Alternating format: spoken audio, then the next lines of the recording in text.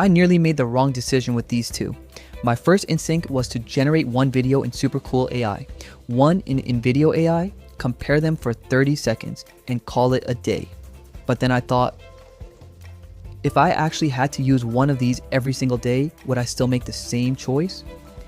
That question completely changed how I looked at this comparison. Here's the thing nobody really talks about. Most creators don't quit because AI can't generate a good video. They quit because the workflow becomes exhausting.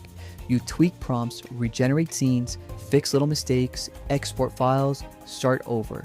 And before you know it, the AI that saves time has eaten your entire afternoon. That's the part I wanted to pay attention to more than anything else.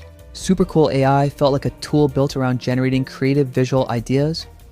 I'd think of a concept, throw it in, see what came back, make a few changes, and keep experimenting. It encouraged me to move quickly instead of overthinking every generation. If your work depends on creating eye-catching AI visuals or cinematic clips, I can see why that workflow appeals to so many creators. InVideo AI came at the problem from another direction. Instead of asking me to build everything from scratch, it felt more focused on helping me turn an idea into a complete video with less manual work. If you're making YouTube explainers, marketing videos, product showcases, or social media content on a regular schedule, that approach can save a surprising amount of time because you're thinking about the finished video instead of individual scenes. Then I caught myself asking a question that mattered much more than image quality. Which tool would I still enjoy opening after using it for 6 months? Because that's what subscriptions are really about. It's easy to be excited during the first week.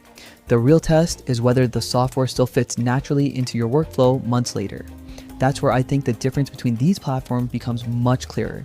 So if you're asking which one creates better AI videos, I honestly think that's only half the story. If your priority is generating unique AI visuals and experimenting with different creative directions, Supercool AI has a lot going for it. If your goal is finishing complete videos faster without juggling multiple tools, InVideo AI makes a very strong case. Neither one is the perfect choice for everyone, and that's exactly why this comparison is worth having.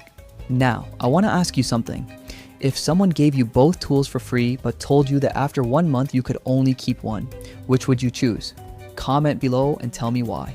I'm genuinely curious because I think your workflow matters a lot more than the software logo on the screen.